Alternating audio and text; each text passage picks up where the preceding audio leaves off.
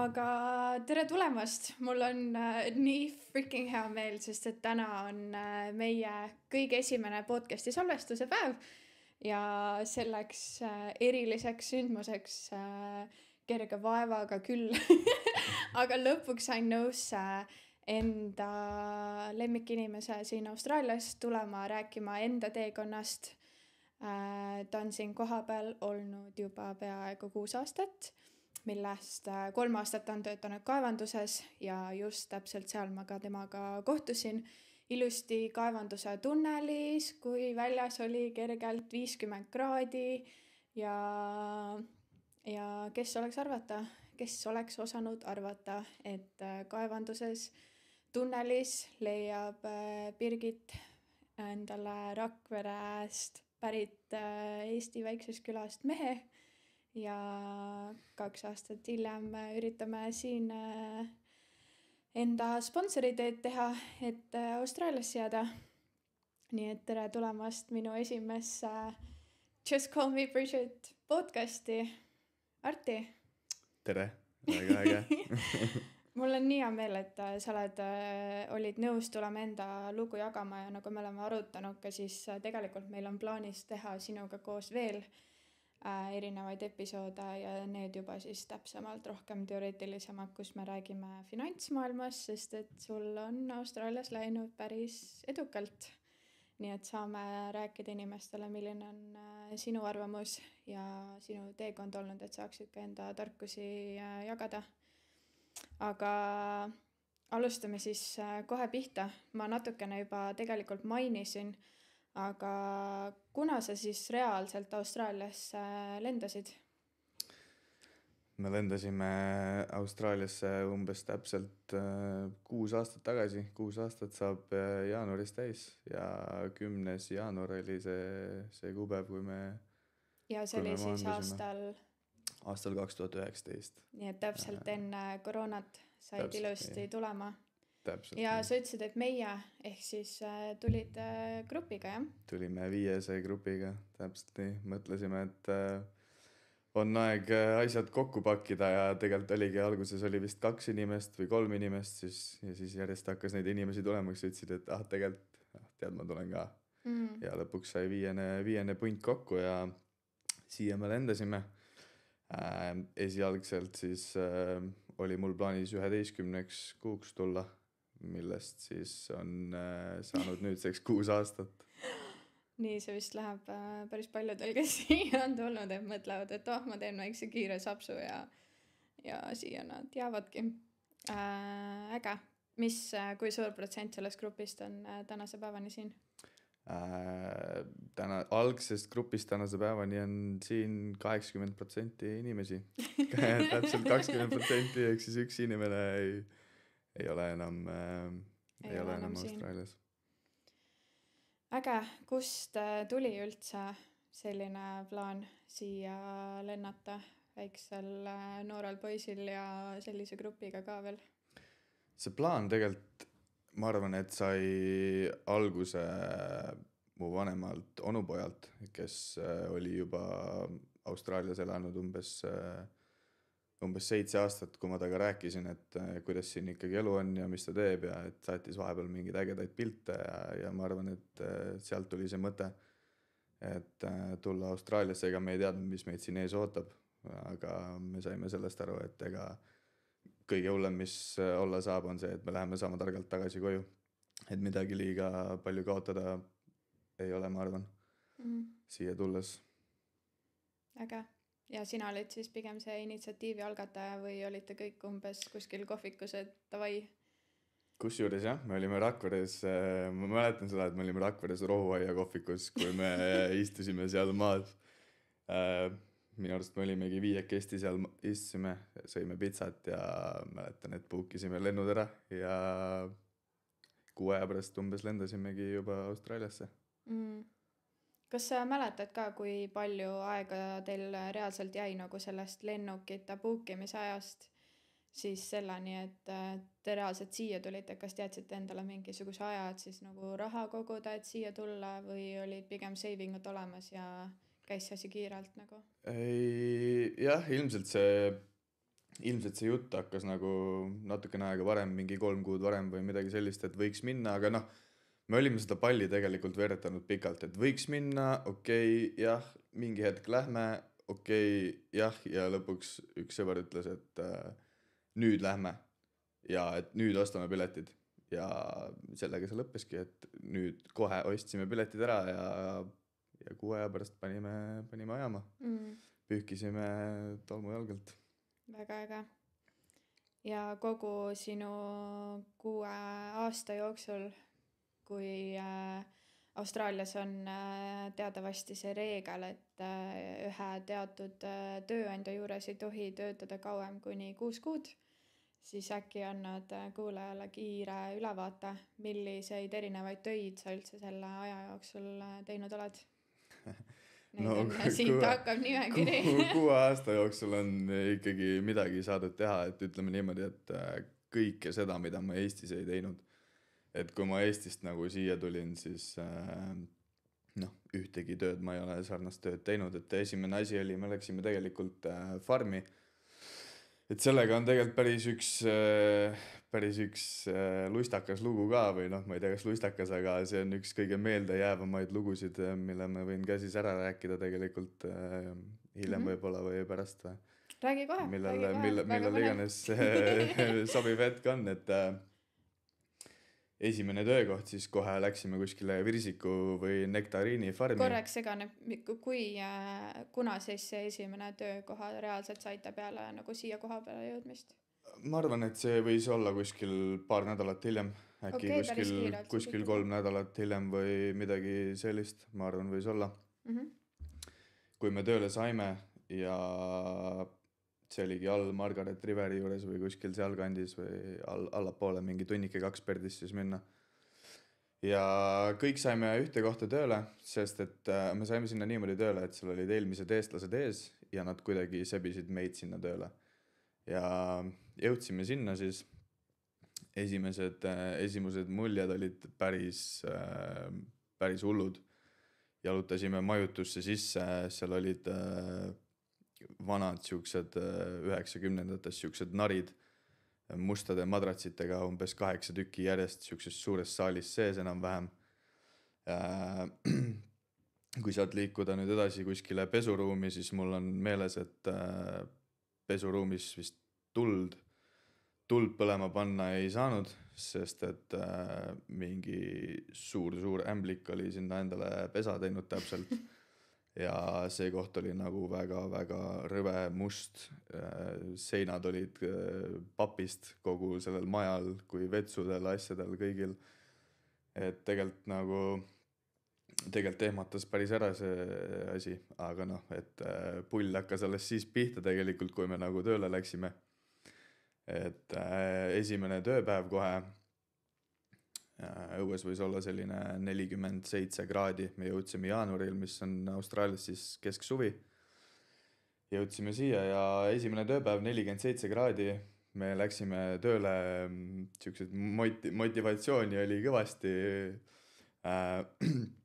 Pidime siis hakkama pikkima, korjama nektariine või virsikuid või midagi taolist oli.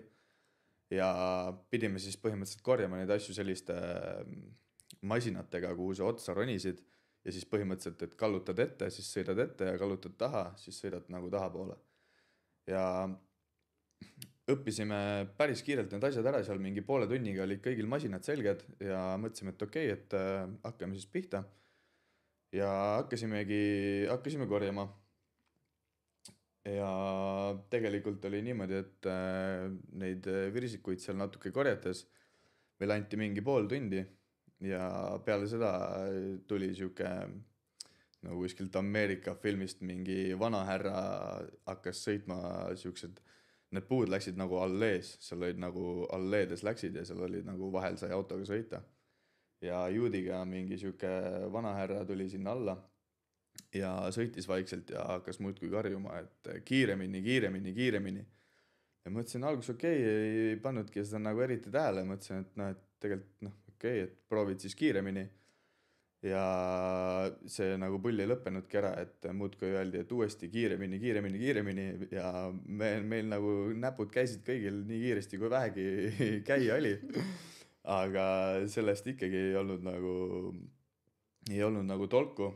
Siis ma mäletan, et meil tuli esimene paus, oli siis Smokoks kutsutakse seda, oli 10 minutit peale mingit 3 tundi 47 kraadiga korjamist.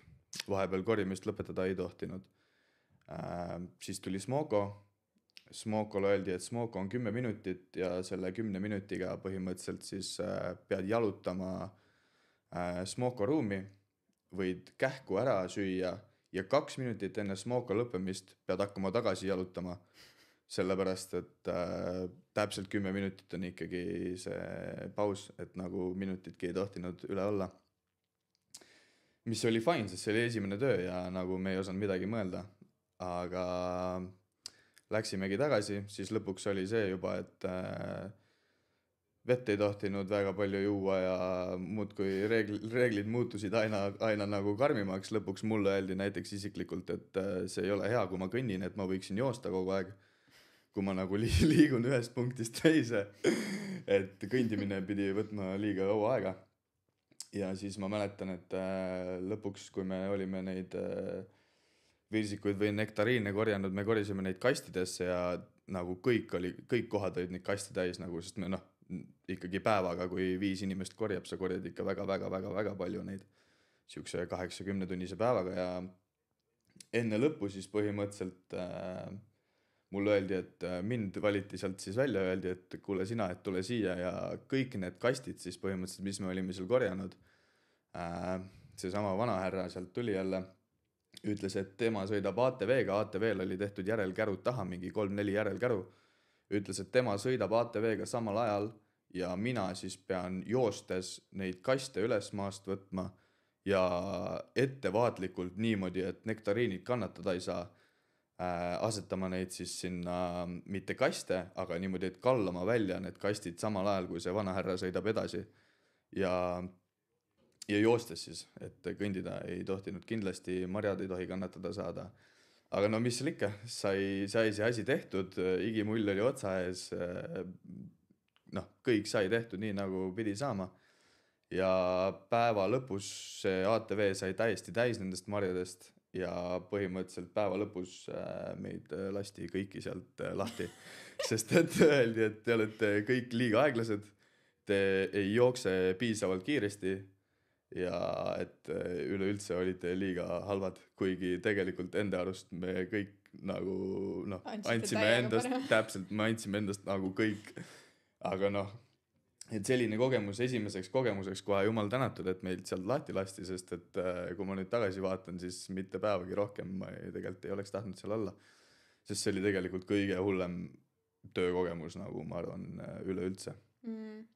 Aga raha saime kätte, tšekk kirjutati meile, tšeki tegime kohalikus pangas rahaks ja läksime edasi avastama, sõitsime Margaret Riverisse ja seal saime working hostelisse läksime ja saime kõik normaalse töö peale, normaalsesse kohta. Läksime siis vineyardi, põhimõtteliselt siis mingit pruuningut ja igasugust sellist värki tegema. Tööpäevad hakkasid kell 6 ja lõppesid kell 2 ära, nii et selles suhtes oli väga normaalne võrreldes eelmise kohaga. Aga jah, kokkuvõttes siis pigem on saadud nagu farmi teha, on saadud teha umbes aasta aega erinevaid solarfarme, kus on tegelikult päris hea koht algajale raha teenimiseks, sest et solarfarmides on palgad päris okeid, kui sa tuled kuskilt farmist ja päris nagu lihtne on sinna sisse pääseda. Ja siis alustatud kindlasti mingite abitöödega kunagi, ehk siis TA work ja laboring, kõik selline ja põhimõtteliselt siis ehitussektor, mis toimus kõik põhimõtteliselt esimese aasta või 1,5 ja peale seda siis tänu Covidile suutsin oma jala suruda kaevanduse ukse vahele ja peale seda nüüd ma olen teinud kaevandust 4 aastat, 4,5 aastat, kuniks nüüd ma pidin kooli minema ja sai kaevandusele ka kriips tehtud ja uue asjaga algust tehtud nagu. Teeme siis, kuna see kaevandus ja see on hästi paljudel nagu selline ilus kuldne unistus ja kõik, nagu sa ütlesid, kes siin Austraalias on olnud ja kaevanduses töötanud, räägivad seal kõikidele eestlastele, et oi, kui palju raha siin ikka saab ja et elu on nii ilus ja mis iganes ei ole, on ju. Aga inimesele, kes siis veel ei ole siin kas Austraalias olles veel saanud kaevandusse tulla või on Eestis selle peale nagu mõelnud, et sina olid siis operaatori positsioonil kaevanduses. No ma alustasin ikka täiesti põhjast. Ja vaikselt tegid tööd ja said paremaid positsioone, et kohe operaatorina ei alustanud, et alustasin ikkagi kuskilt tunnelist, seal kus ka sina olid. Labida pealt me tuleme sealt. Et seal sai alustatud ja siis sai aru saadud suhteliselt kiirelt, et ei kannata, et tuleb midagi paremat välja mõelda ja siis juba edasi siis tegin operaatori tööd masinate peal, et oli vähe mugavam airconi all ja kuskil sees ja ei olnud külm ja ei olnud palav enam, et ja füüsiline töö ei olnud, mis oli nagu ikkagi päris hea boonus. Et kui keegi kuulajatest praegult oleks ka pigem seda tüüpi, kes tahaks masinate peale just minna kaevandusse, siis mis oleks need tiketid ja asjad, mida oleks vaja, et sellisesse positsiooni saada üldse või et hakata üldse kandideerima? No see kõik oleneb kogemusest, eks, et mis masinate peale sa tahad saada, kas sul on kogemust mingite asjade peal nagu, et masinate peal nagu ikka tuleb ära teha Austraalia kvalifikatsioon enamus kohtades, kuigi igal pool ei lähe neid asju vaja, et kuna näiteks kaevanduses sõites need ei ole nagu, see on private land, ehk siis need ei ole nagu, reeglid ei kehti seal põhimõtteliselt, sa võid seal sõita ilma lubadeta, kui nad sul lubavad sõita, mis on ka olnud päris paljudes kohtades tegelikult nagu Rio Tintos ja nagu suurtes kohtades, et väiksemad kohad pigem tahavad sult saada ja võib-olla neid kvalifikatsioone, et sa teeksid oma load ära. Aga jah, põhimõtteliselt kui sul on load olemas ja mingi kogemus nagu ette näidata, siis tuleb lihtsalt kandideerida, tutvusi kasutada ja kandideerida ja üks hetk see tõenäoliselt tuleb läbi. Fake it till you make it ka, eks. Ja. Et nagu mu enda kogemus on täpselt samasugune. Et kui load sai tehtud, siis tegelikult masinat ju sõita ei osanud. Ja siis sai natuke CV-s kokku luuletatud korralikult, et ma olen ikkagi pool elu nende masinatega sõitnud.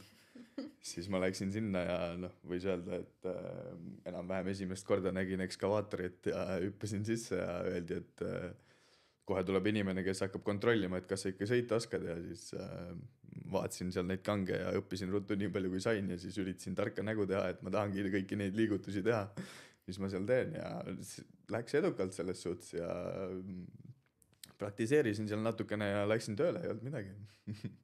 See 2 võtmesõna ongi siin, et tutvused kindlasti on ja fake it till you make it, et arti, aga minu enda näite puhul on tihti see, et eestlastena me oleme ikka harjunud, et me tahame ainult siis minna, kui me teame, et me oleme kõige paremad ja oskame kõike ja mis iganes, aga et Austraalias tegelikult on tõesti väga tavaline see, et igale poole, kuhu sa tööle lähed, siis tegelikult sind õpetatakse koha peal ikkagi täiesti nullist ikkagi välja, et tegelikult on ikkagi suht lihtne ikka täiesti rohelisena tõesti minna ja kas või YouTube'i najal hakata seal midagi bullshitima tegelikult välja, on ju. Kõige keerulisem osa on siis saada kaevandusse. Et kui sa oled juba sinna kaevandusse saanud, siis lihtsalt jälgi neid lihtsaid reegleid, mis nad vähemalt esialgu, mis nad sulle ette annavad ja edasine on juba päris lihtne tegelikult. Lähme siis natukene sinu enda selliste õpingute nii-öelda enesearengu õpingute poole, et kui sa oskaksid välja tuua, mis on olnud näiteks sinu jaoks siuksed 3-5 asja, mida sa Austraalias olles just kõige rohkem oled nagu kõrvale pannud või õppinud? Kõige rohkem kõrvale pannud või õppinud? No esimene asjana tooks välja kohe inglise keele. Et ma mäletan seda, et kui me siia tulime, siis kõik me enam-vähem 5 mõtlesime, et me räägime hullult hästi inglise keelt, et koolis on ju õpitud ja et filmidest saad ju aru, et peaks ju kõik sujuvalt minema, aga tegelikkuses siia jõudes ma mäletan, et me lõpuks tegime kogu aeg, et kivipaberkäärid, et kes peab telefoniga rääkima ja kes seekord kuskil helistab, sest et tegelikult ei saanud keegi väga hästi aru nagu millest jutt oli ja sõnavara oli tegelikult suhteliselt nigel ja nagu muidugi see Austraalia aktsent ja Austraalia mingid erinevad slängid ja nišid ja mingid asjad, et see ei olnud kindlasti see nagu, mis me nagu arvasime siia tulles, et on. Et inglise keel kindlasti ja võib-olla olukordadega kohanemine, et kiiresti adapteerumine ja kõik selline ja jah, ma ei teagi, rohkem ei oskagi midagi võib-olla niimoodi kohe puusalt välja tuua. See Austraalia aktsent on tõesti väga hullumeelne nagu, et mul oli samamoodi, et Eestist oli inglise keele emakeele tase oli käes, aga tulid siia ja mõtlesid, et mis asja nagu, et tõesti nagu täiesti nagu rajalt toob ikka nii maha nagu. Aga mida sa teeksid teisiti, kui sa praegult saaksid minna tagasi sinna 20-aastase Arti jalgadesse uuesti, et kas on üldse midagi, mida sa teeksid või muudaksid nüüd, kui sul on olemas nagu kõik need teadmised ja kogemused, mis sul nüüdseks on? Kindlasti muudaks jah, aga mitte liiga palju. Ma arvan, et esimene asi on see, et on vaja välja mõelda, kui pikaks ajaks sa siia tuled. Kui sul on see selge, siis seda lihtsam sul nagu endal on, et mõtle välja, kui pikaks ajaks sa siia tuled ja olenevalt sellest siis tee endasse investeeringuid, et sul oleks endal siin elu lihtsam, et sa ei peaks tegema mingit mõttetut tööd, et sul oleks kas sa teed enda kvalifikatsiooni siin ära, ruttu teed mingi serdi endale kuskil, teed mingi koolitusi, teed mingid masinaload endale, teed näiteks CAFi tiketi endale, teed mis iganes rope access'id või mis iganes rigger dogman, et võimalusi on palju, et ma soovitaks kohe need asjad ära teha nagu. Seda lihtsam sul endal on kohe white card, kuhu sektorisse sa lähed, kui kauaks sa lähed, mõtle välja plaan ja hakka sinna plaani suunas liikuma, et kui sa nagu teed kuskilt natukene ühe tiketi, natukene teise tiketi, siis lähed käid, farmis on vaja niikuinii ära käia, aga nagu, et miningus saab ka tegelikult farmipäevad ära tehtud. Et plaan paika kindlasti, kui pikaks ajaks sa siia tuled ja mida sa siin tegema hakkad nagu. Et mis on kõige rohkem sinu asi, kas sa oled ehitust teinud, siis ei ole mõtet kuskile minna mingid muud asja tegema, võib-olla ongi kõige lihtsam selle asjaga nagu raha teenida. Et kuskilt saada mingi sertifikaat ja osta tööriistad ja teha võib-olla Australian business number ära ja kõik selline värk. Et jah, kindlasti pigem jah, valiks ühe suuna ja hakkaks sinna suunas liikuma, et nii on kõige lihtsam ilmselt. Mis tiketid sul üldse endal olemas on, kui sa oskad praegu? Meil on neid päris palju, kas sa oskad peast nimetada, et mis on olnud sinu jaoks baas, et töötada nendes positsioonides, nagu sa oled töötanud? Jah, white card on väga basic, eks ilma selleta ei saa nagu ühelgi construction side'il nagu tööd teha. Et white card, forklifti me tegime ka kõik ära kohe, kui me Austraaliasse tulime. Seda mul vist ei olegi kunagi põhimõtteliselt vaja läinud. Nüüd viimane kord, kui ma käisin kaevanduses, siis põhimõtteliselt oli esimest korda vaja ja ühe korra varem veel, aga põhimõtteliselt seda mul ei ole endal varem vaja läinud.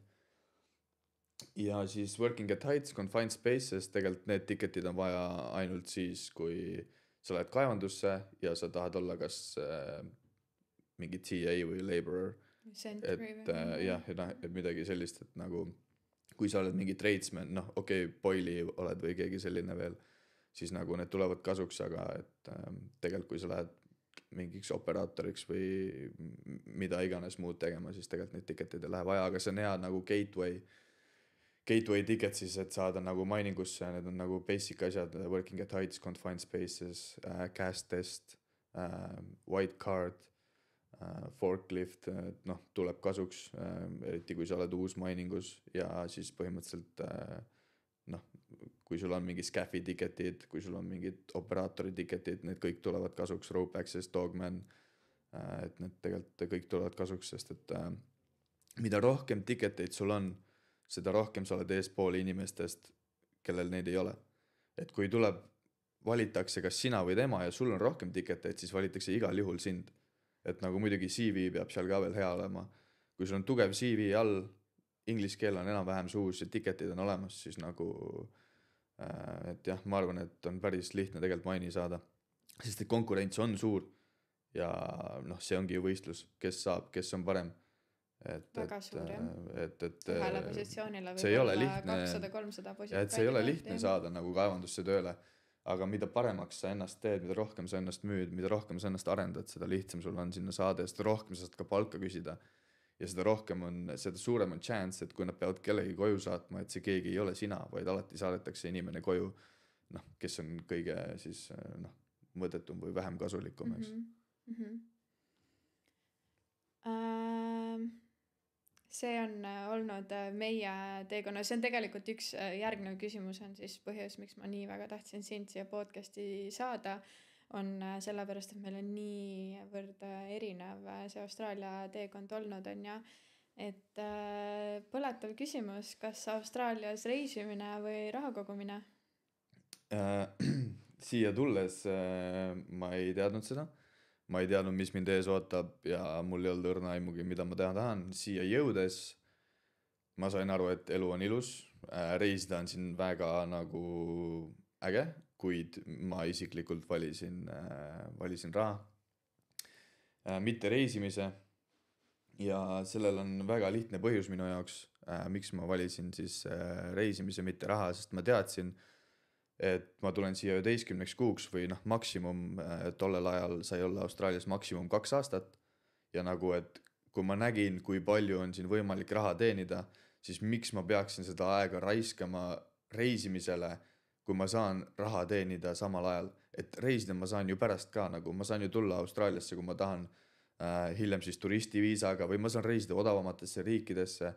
Aga et ma nägin seda võimalust raha kasvatada niivõrd suurena, et ma lihtsalt ei raatsinud reisida nii palju kui võib-olla nagu keegi teine. Et noh, tänaseks päevaks ma olen ikkagi reisinud Western Austraalia täiesti läbi. Teisel poole ei ole põhimõtteliselt üldse väga palju jõudnud. Aga mina olen jah valinud raha täpselt sellel põhjusel, et ma saan reisida ka hiljem ja miks mitte üldse, mille peale ma siin just hiljuti mõtlesin, on see, et tegelikult nagu kas reisimine või raha, siis tegelikult kui sa valid selle, alguses valid raha, ütleme, et sa tuled siia 2-3 aastaks, siis sa valid raha, et sa käid ja kogud nii palju raha, kui sul on põhimõtteliselt võimalik.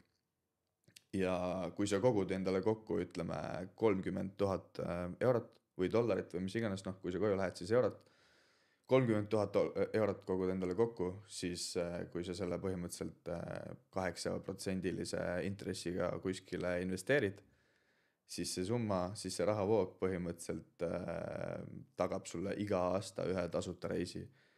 Niimoodi, et sa põhiosa enam mitte kunagi ei kaota ja elu lõpuni põhimõtteliselt siis kui see nii kaua, kuni see raha sul 8%-lisega on investeeritud, siis täpselt see nii kaua sa saad ka ühe tasuta reisi endale iga aasta. Et ma arvan, et see on päris äge mõte. Sa mainisid siin nüüd natukene numbreid ja inimestele meeldib teiste rahakottides sorida. Minule veel eriti, ma armastan mitte midagi muud rohkem kui teiste inimeste eludes ja rahades sorida. Ehk siis 30,000 eurot, kaua läheb? Kaua läheb, noh, see on see miljoni dollari küsimus. Minul läks no pigem ikkagi alguses läks natukene aega, et nagu headele töökohtadele saada.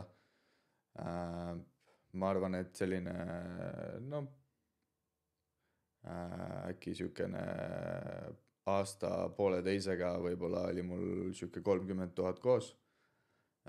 Ennem pigem mitte, ja peale seda siis nagu hakkas kasvama rohkem, kui ma nagu lõpuks kaevandusse jõudsin ja sain nagu mingitele parematele töödele, aga alguses sa tuled siia, sulle öeldakse, et ära muretse, sõbrad on siin olnud, saad 50 kohe kätte ja elu on nagu lill ja siis sa tuled siia ja lootused on kõik kõrged ja siis see reaalsus tegelikult alguses on natukene keerulisem.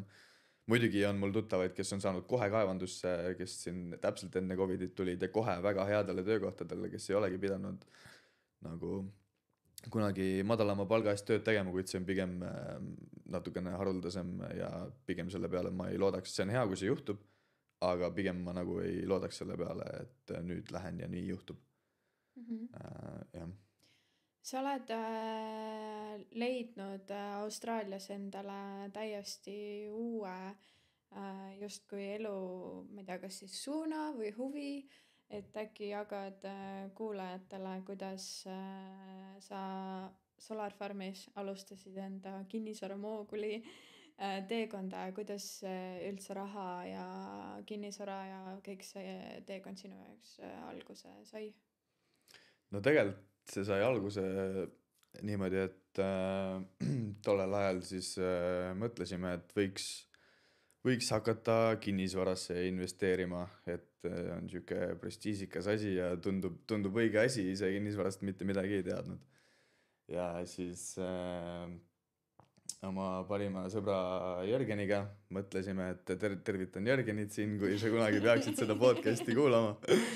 Et mõtlesime, et okei, et teeme otsa lahti ja võtame midagi ära, ise olles siis mõlemad Austraalias kinnisvarast mitte midagi teada, sest kui raske see ikka olla saab, et ostad selle korteri ära ja paned inimesi sisse ja vaikselt hakkad sealt minema. Ja nii see ka sai tehtud. Ja esimene korter saigi ostetud kuskil Vinni, ma mäletan, ühetoaline ja niimoodi see lumepall veerema hakkas. Tänaseks on läbi käinud vist, me just siin üks päev rääkisime kuskil 10 korterit enam-vähem või midagi sellist, aga põhimõtteliselt ostsime korteri ja ega siis alles hakkasime uurima, et mis asi see kinnisvara on. Ja ma mäletan seda, et ma töötasin Solar Farmis samal ajal, jah, nagu sa ütlesid. Ja kuulasin järjest iga päev läbi 130 tundi podcasti, 12-tunnised tööpäevad. Ja lihtsalt, jah, siis sai hakatud alles ennast nagu harima, et kuidas see asi nagu üldse toimib. Ja kuidas seda lumepalli siis veeretada. Peamiselt siis kinnisvara jutud on sinu edu mingis mõttes saladus siis? Kusjuures ei ole, sest et tollel ajal ei olnud kinnisvara jutte ja kinnisvara juttude saade tuli väga palju hiljem minu meelest. Mitte väga palju, aga ikkagi tunduvalt hiljem. Sest et ma mäletan, et jah, see oli sealt edasi, ma arvan, läks mul mingi 2 aastat enne, kui ma üldse hakkasin nagu kinnisvara juttude podcasti kuulama. Mis siis sellel ajal sinu jaoks see podcastide valik oli? Tollel ajal ma kuulasin läbi nullist kõik investeerimisklubi podcastid, mida on seal ikkagi omajagu ja mis ei ole väga spetsiifilised, vaid nagu laiapõhjalised absoluutselt kõikidest varaklassidest enam-vähem, et ma üritasin otsida ainult kinnisvara podcaste, kuid üsna varsti ma sain aru, et kuna mul on päevad pikad, siis ainult kinnisvara podcasti kuulates ma kuulan need läbi 1 päevaga. Siis ma nagu proovisin teha niimoodi, et ma saan nagu iga päev ikkagi kuulata mingeid asju ja hakkasin nagu järjest minema, et mõtlesin, et ei tea, et äkki kunagi tuleb kasuks. No ja täna võin öelda, et pigem on tulnud. Aga numbrites siis täpsemalt rääkida, et anda ka näiteks nendele eestlastele võib-olla natukene sellist backgroundi, et võrreldeski siinseid nii-öelda siis, et meil siin väga palju rahakohustusi ei ole, või loodetavasti, eks. Et sinul on tegelikult väga sinu kaevandusaegadel sa olid ikka väga tugeva nagu rutiini peale, kui palju sa enda nagu palgast siis iganädalaselt tegelikult protsentuaalselt kõrvale panid. Et äkki jagad seda ka kuulajatele, et umbes, et äkki tuua mingi selline nädalapalk välja ja et mis sa reaalselt endale sellest siis elamiseks jääda ja selle ma nagu aru sain, sa kandsid kõik Eestisse täie rinnaga lihtsalt kõik suunata nagu kinnisvarasse.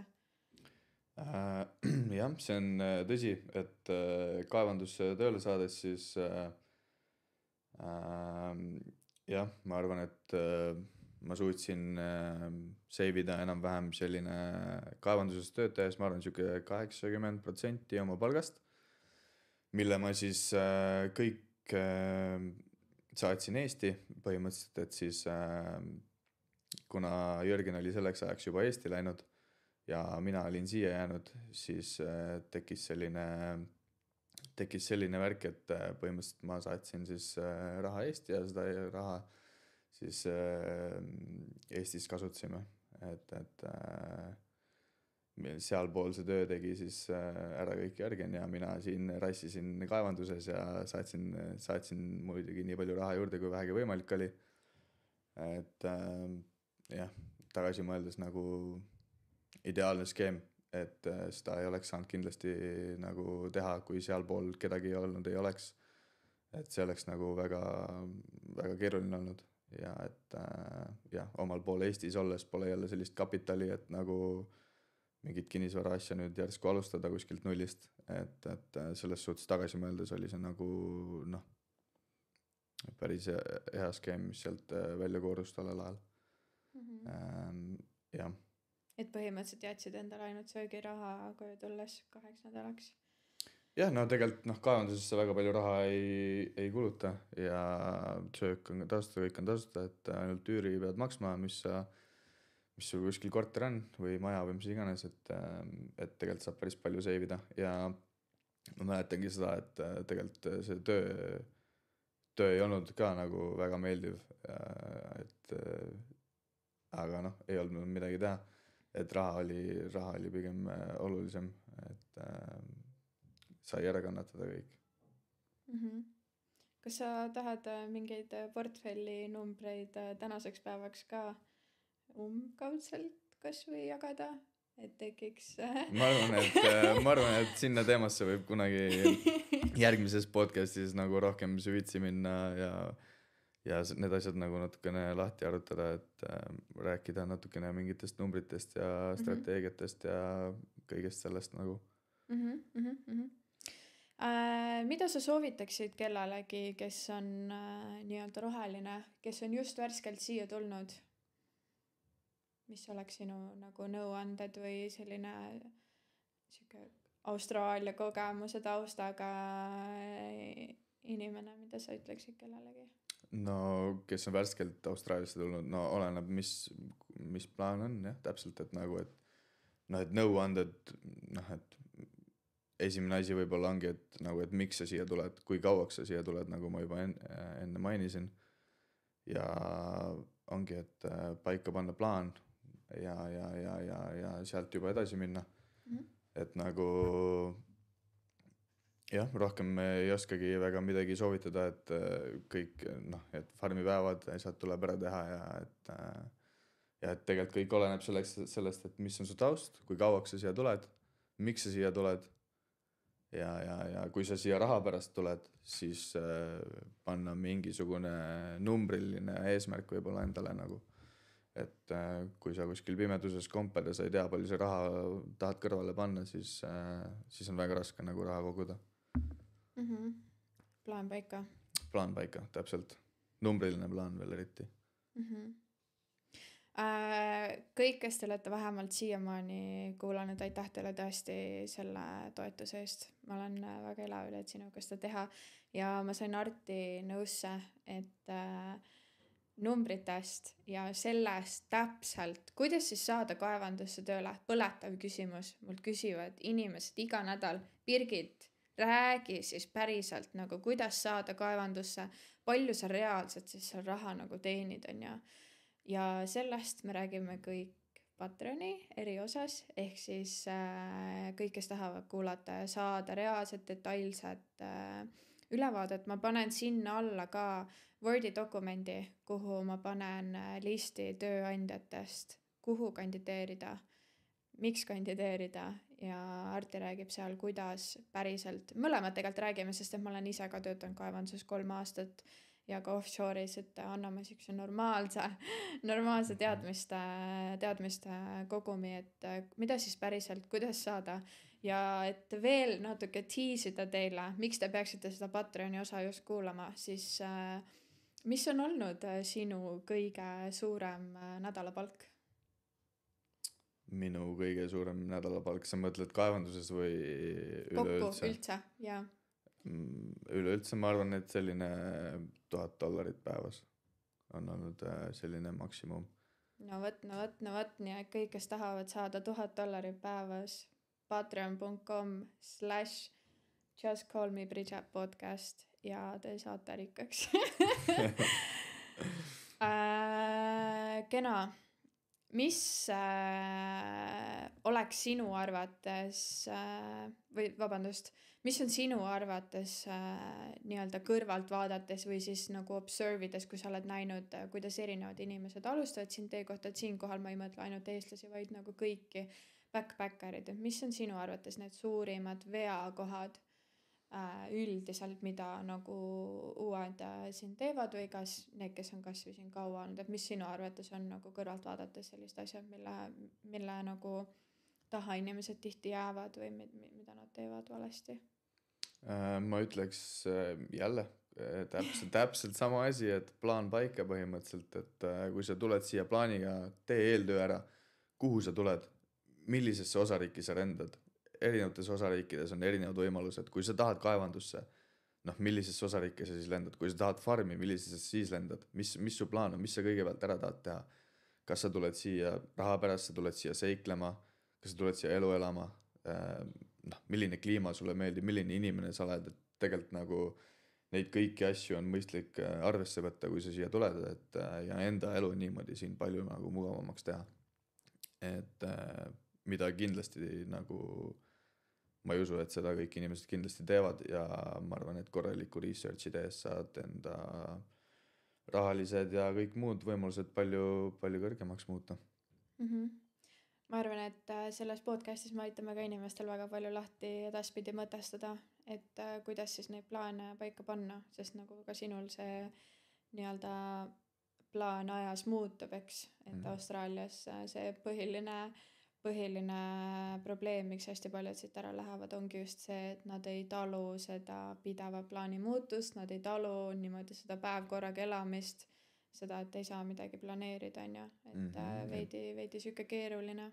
Riski saab siin kõvasti võtta, et selles suhtes, et väga paljude asjadega minu meelest, et jah, juba kui sa enam-vähem kuskilt teiselt poolt hakkad siia sõitma ja läbi kõrbe, siis see on juba riski, et kas see auto peab sind vastu või sa jääd keset kõrbe, kus ei ole levi, kus ei ole vett, kus ei ole teisi inimesi, kus ei ole mitte midagi, et nagu et riske saab siin ikka väga palju võtta selles suhtes, et jah. Saab ilusti. Miks sina tahad siia jääda? Miks mina tahan siia jääda? Põhjus on väga lihtne. Tegelikult ilus ilm, palmipuud, rõõmsad inimesed, väga palju rohkem võimalusi, väga palju rohkem inimesi, väga palju rohkem raha liigub siin. Siin on lihtsam silma paista siis eurooplasena, tehes nii ettevõtlust ning kõike muud põhimõtteliselt. Elukvaliteet on siin lihtsalt nii palju parem kui Eestis. Ma ei ütle, et Eestis on halb elukvaliteet, aga siin on lihtsalt kõvasti lihtsam ja kõvasti mõnusam. Kuna ma olen siin juba 6 aastat olnud, siis ma tegelikult nagu, ma ei mäletagi väga palju, milline see elu seal Eestis oli. Aga ma tean, milline see elu siin on ja mulle meeldib see elu tegelikult, et ma ärkan hommikul kell 6 üles ja mul ei ole pilvi, mul ei ole vihma, mul on päike paistab hommikul kell 6, ma lähen särgiga õue, mul lühikesed püksid jalas. Mul ei ole külm, et sellesse lihtsalt, sellega on nii lihtne ära harjuda lihtsalt, et kui sa peaksid mõtlema siin, et sa lähed sinna sombusesse, vihmasesse talve tagasi, kus kõik inimesed on, noh, mitte kõik, aga noh, inimesed on veits tõredad. Eestis ikkagi raha on vähe, ilm on halb, inimesed on tõredad, et sellepärast ongi ilmselt tõredad.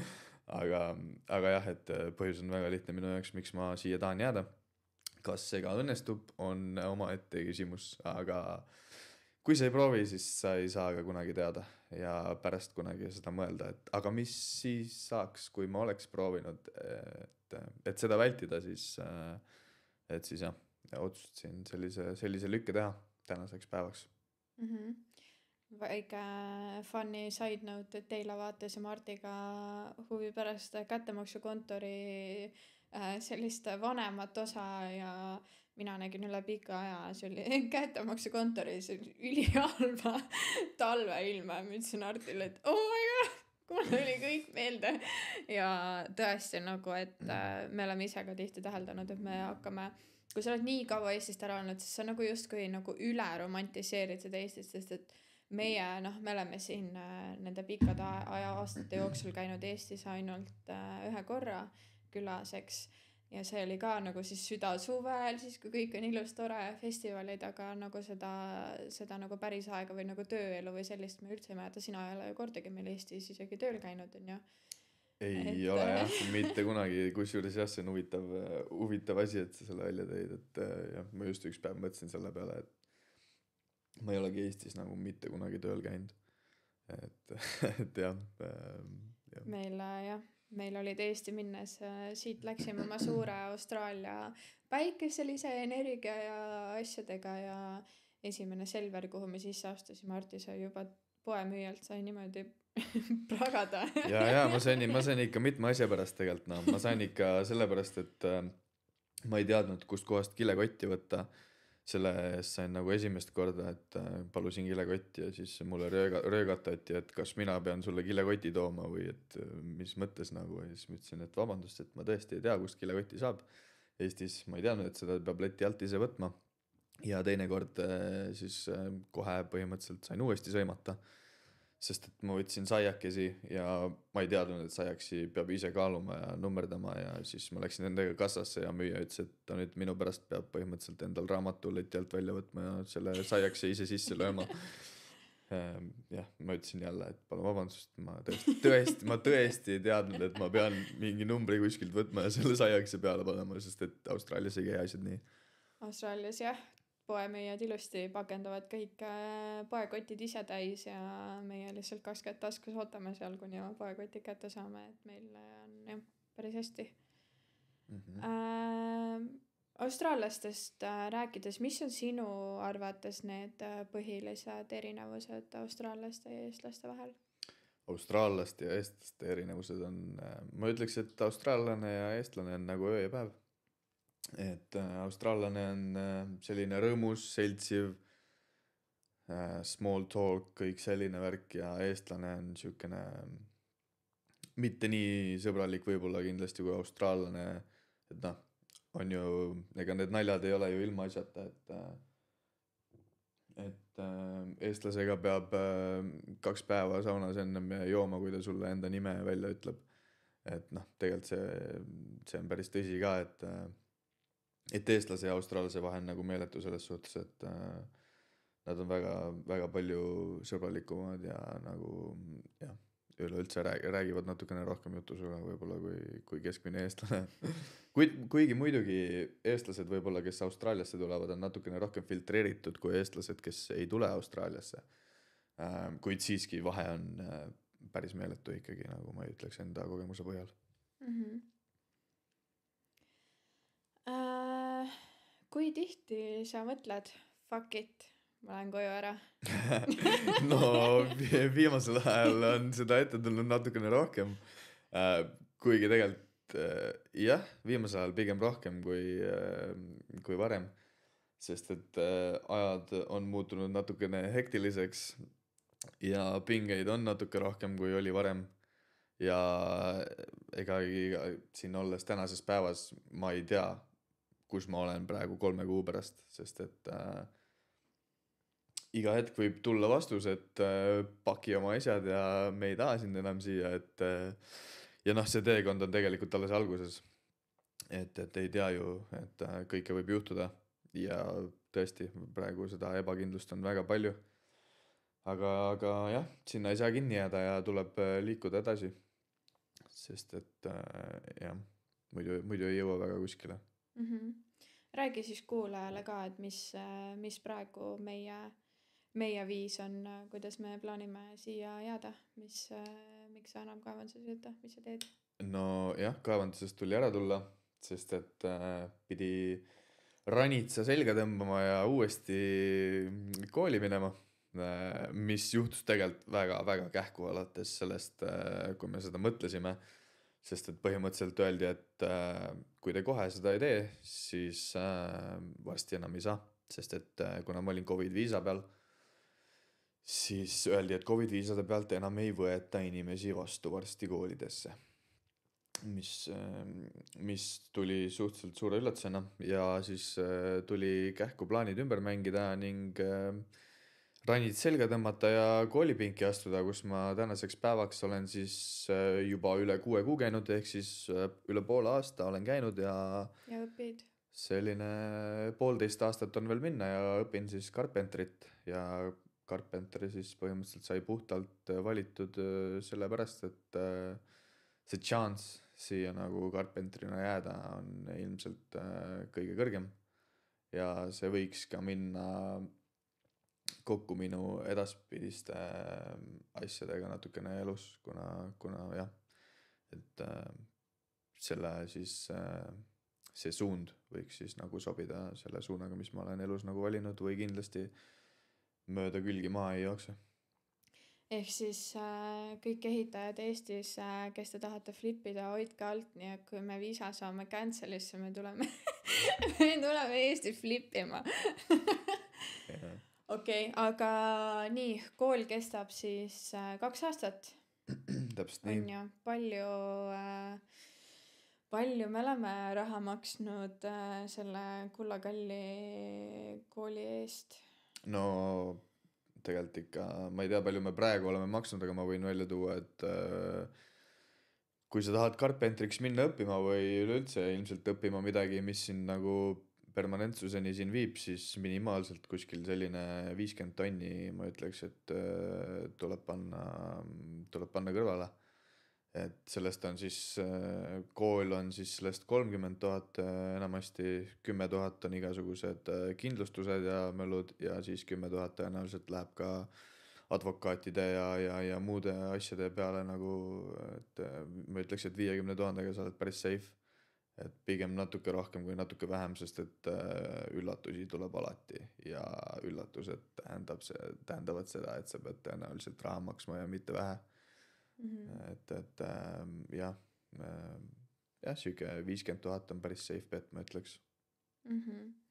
Ja peale kooli 2 aasta lõppu on sind veel ees ootamas siis päris mitu aastat ka praktikat, sponsorid, nii et stay tuned. Nojah, et eks ole näha, mis sellega saab, et tuleb endast parim anda, et see asi ära teha, sest et mindud on juba pikk tee ja selles suhtes, et tagasi kuskile enam pole minna, nüüd on ainult edasi minna, et jah. Ma hästi korraks hüppaksin tegelikult enne kui me lõpetame, hüppan hästi kiirelt tagasi kaevanduse peale, kuna ma tean, et see on hästi põletav teema. Et sa mainisid, et kaevanduses on siis toit on tasuta, elamine on tasuta, et kui näiteks keegi praegult kuulab Eestist, kes on selle peale mõtlenud või on uus Austraalias, kes lihtsalt on kuskilt kuulnud sõna FIFO ja ei saa mitte mõhkugi aru, mis see siis tähendab, milline igapäev välja näeb, kui raske see siis on, kui raigelt ma pean oma ego seal alla suruma, et äkki teed nagu sellise sükse töökoormuse, et see on hästi volatiivne, eks, et või noh, et igal inimesel on täiesti oma kogemus, aga et äkki teed oma siukse mingi a day in the life with Arti ja siukse ülevaate kellelegi, kes küsib, et mis see FIFA üldse on, mis see tähendab, milline see välja näeb. No FIFA on siis fly in, fly out. Põhimõtteliselt ärkad 4:30 hiljemalt, paned ennast riide ja lähed, võtad söögi endale päevaks söömiseks. Lõunaks saad siis valida endale külmast letist tõenäoliselt midagi. That's about it. Et see on nagu siuke Rootsi Siuke Rootsi laua moodi asi jah, nagu mitte nii fancy võib-olla, kui sa nüüd kujutad ette, kui ma ütlen Rootsi laud, aga noh, midagi Rootsi laua sarnast, eks. Siis lähed sööd hommikusöögi umbes kella 5 aeg, 5:30 lähed tõenäoliselt bussi peale, sõidad kaevandusse, kella 6 on siis planeeritud pre-start üsna suure tõenäosusega, kus antakse siis ülevaade päevast kõigile, mis keegi tegema peab. Siis tööle minek, 4 tunni pärast on esimene paus, ehk siis smoko jälle. Kaevanduses 10 minutit ei ole, vaid on natukene pikem, tavaliselt pool tundi. Siis on siis söömiseks ja siis kohvi joomiseks. Siis on tagasi tööle minek. 4 tunni pärast on uus paus, mis on lõuna, mis on ka tõenäoliselt selline pool tundi. Vahepeal ka tund aega oleneb, et üldiselt pigem pool tundi. Ja peale seda jälle siis tunked selga ja tööle.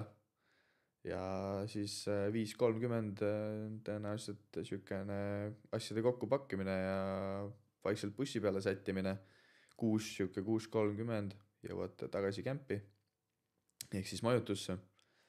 Ja siis on valida, kas sa lähed trenni, kuhu mina läksin, või lähed pubisse, kuhu läheb 99% inimesi. Et tegelikult see tuled kuskilt kuumast, mõnikord tahad võib-olla pubi selle teha, et ma olen siis teinud ka mingi äge seltskond tööl olnud, et lähed vahest teed mingi õlle, aga üldiselt ikkagi trenni ja peale trenni siis lähed, teed oma õhtusöögi ja lähed oma koikusse tagasi ja heidad magama ja järgmine päev hakkab täpselt sama pull pihta. Et pange valmis ennast siukseks 13-tunnisteks vahetustest väga lebolteks. Kas sa tunned, et sul on olnud raske kohaneda selle Austraalia meeletu paberitöö ja turvalisuse mõttetu paberitöö ja kogu selle nagu egovõitlusega võib-olla, kuna teadavasti tihti Austraalias pead tegema väga palju sellist alla enda võimete tööd ja nagu olema kellegi sibi nagu.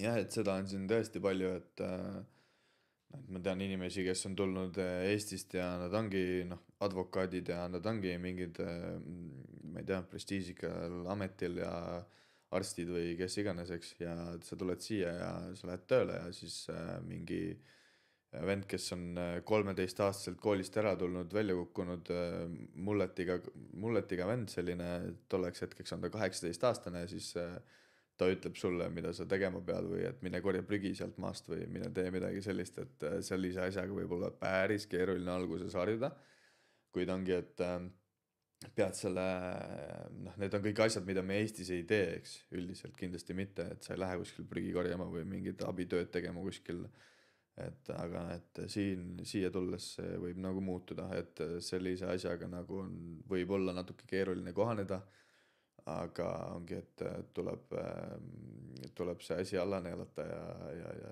ja siis see asi ära teha. Et jah, seda pigem on päris palju Austraalias, ma arvaks, sest et neid inimesi, kes siin 13-aastaselt koolist ära tulevad, on tegelikult ikka väga palju. Väga palju ja et natukene võib-olla Eestis tulles ei ole nagu väga aimu sellest, nagu ma mainisin, paberitööst ja turvalisusest, et siin ma arvan, on nendel uutel eestlastel väga raske saada aru, et vahepeal 5 minuti töö tegemiseks sa pead istuma 2 päeva toolil, täitma pabereid turvalisuse kohta. Ja see ongi okei. Ja kui sa midagi ütled, siis uks on seal. Jah, täpselt nii on, et mul endal selle paberimajandusega nagu ei ole mingit raskusi olnud või nagu see on pigem kõik lebo, et kui on vaja mingit paberit täita, selle eest sulle makstakse, eks sa lähed tööle, noh, jah, võib-olla on vahel, et ei viitsi või et aga noh, pigem see on nagu see lihtne osa, et seal midagi nagu liiga keerulist neid asju täita ei ole, aga jah, et tegelikult kui ma töötasin maailma ühe suurima kaevandusettevõtte jaoks, siis seal seda paberitööd oli ikka väga palju, et nad ütlesidki, et kui sul on vaja ühtegi uut sammu sa ei tohi teha enne, kui sul ei ole paberitöö tehtud ja nad maksavad selle eest ja see on okei ja sa jäädki seisma ja kui sa tahad, siis sa võid tund aega olla seal ja molutada ja seda paberitööd teha. Nii kaua, kuni see paberitöö on tehtud, et isegi kui sa oled seal 3 tundi ja teed seda paberitööd, siis sa ei nagu, et sellest ei tule nii suur jama kui see, kui sa ei tee seda paberitööd ja sa jääd vahele. Et siis on nagu tõenäoliselt koju minek ja nagu, et jah, aga üldiselt on nagu päris chill. Mul on lihtsalt üks siuke kiire, ma lihtsalt kujutan ette, et seda podcast'i võib kuulda väga palju inimesi, kes on nagu väga uued, et ma olen just sinu sellele viimasele kommentaaril, ma olengi täpselt alati täiendavalt ütlen, et sa saad raha, vahet ei ole, kas sa teed tööd või sa ei tee tööd, ära kiirusta nagu, et eestlasel on kombeks tihti see, et lähme teeme ära nagu, lähme lihtsalt teeme ära selle kiirelt, vaata, et eestlased on hästi siuksed kiirustajad ja tahavad nagu hullult asju nagu tagant ajada. Minul oli väga raske alguses sellega nagu toime tulla, mingi kiirest restoranitööst tuled Austraaliasse ja siis öeldakse, et istu, mõtle, tee tööd, siis ei tee tööd, ära tee. Noh, kaevanduse mõistes just on ju, aga et sellega on tõesti väga paljudel raske olnud. Aga kõik, kes on siis huvitatud, kuidas saada kaevanduse raha peale, kuidas üldse saada kaevandusse, kuhu kandideerida, kuidas kandideerida, mitu erinevat CV sul peaks olema, mis iganes, räägime natuke rahast, anname teile nagu detailse ülevaate.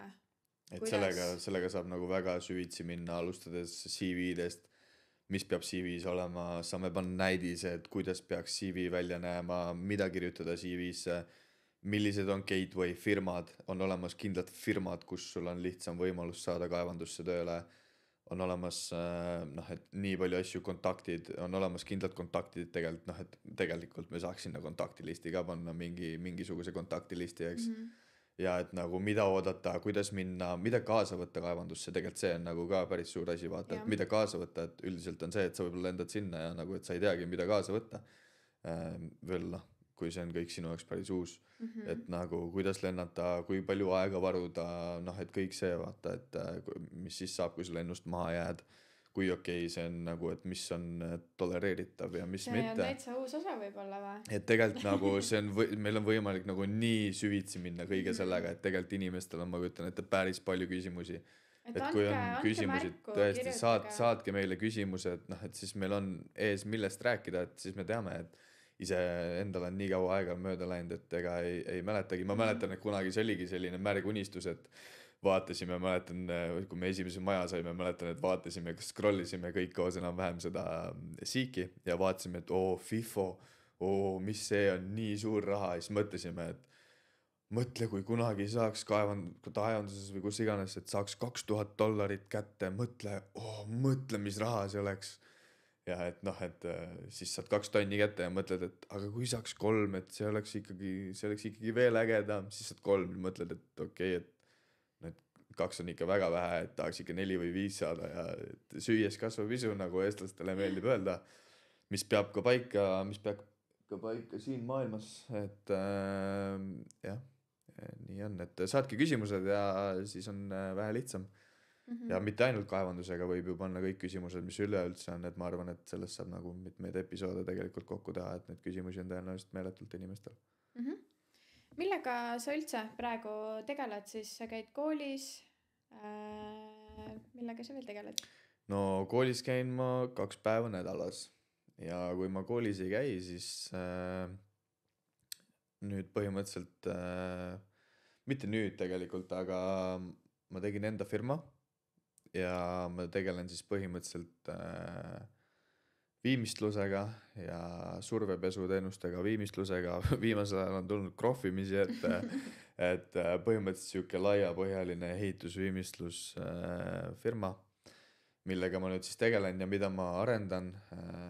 Hetkel on üks tööline, kuid kindlasti on plaanis kasvada ja pigem tegelikult oleks juba rohkem vaja inimesi. Ja kuna ma ise pean sponsori peale minema, siis oleks isegi jah, et oleks tegelikult jah, et noh, see asi kasvab ja see asi kasvab väga kiirelt tegelikult, et sellega ma nüüd, see on see, millega ma olen nüüd hõivatud olnud kõik viimased 6 kuud enam-vähem midagi sellist juba. Et siis kõik pahteldajad ja värvijad kirjutage. Ja julgelt, võtke ühendust, kui on kedagi, kes tahab Perdis tööd teha ja kes on varem tegelenud värvimise, pahteldamise, mis iganes viimistlusega, millega iganes, eks survepesutööd, mis iganes, et siis võite julgelt nagu ühendust võtta. Ja ühendust saab võtta nime alt Arti Laur või siis Brush Bros, Facebook. Jah, kõige lihtsam. Et aga millega sa ise igapäevaselt tegeled? Issa, ma olen nagu see hundkriim siin, vaata, et ma olen nagu see, kellele öeldakse, et joo, ma ei tea, kui palju tunde sul päeva jooksul on, millega sa kõigega ära ei tegeleks, on ju. Aga mina endiselt olen kaevanduses. Mina veel saan siin partnerviisa peal ilusti lustida veel seal kõrbes hea raha peal ja vabadel päevadel harin kõiki backpackereid et ka kuidas sinna raha peale jõuda ja mitte ainult raha peale, vaid kuidas teie nagu teekonda paremaks teha. Ma olen tõesti nii kaua seal YouTube'is nutnud ja on rääkinud oma kogemusest asjadest ja rahvale läheb peale, sest tegelikult ongi, et me ei taha siin ainult rääkida headest ja toredatest asjadest, vaid võib-olla just natukene avada ka seda nii-öelda kaadritagust maailma, et kui raske tegelikult see teekond võib olla ja mida oodata võib-olla rohkem ja me oleme kindlasti siin teekonnal olemas, et pakun nüüd läbi selle podcastiga siis konsultatsiooniteenust, sest et ma olen tõesti väga palju inimesi, kas aitan kaevandusse tööle saada või ongi nagu Arti ütles, siis CV-sid ehitada või mis iganes. Et kui keegi tunneb, et ta tahaks säästa nii-öelda siis mitukümmend tundi tehes seda researchi ja ise neid täpselt samu vigu teha läbi, nagu me kõik oleme siin teinud, et tegelikult ma arvan, et meil on kõigil üldiselt üsna nagu sarnane teekond, et siis kindlasti kirjutage ja aitame välja ja saatke Artile küsimusi, ma tahan teda veel siia tooli saada podcasti. No ma kindlasti tulen veel siia selles suhtes, et selle vastu mul ei ole midagi, et jah, muidugi iga 10. episood vähemalt ma olen siin, kui mitte rohkem. Super, kuule, aga aitäh sulle täiega, et sa tulid ja nüüd hakkame siis boonusepisoodi salvestama. Aitäh teile! Aitäh teile!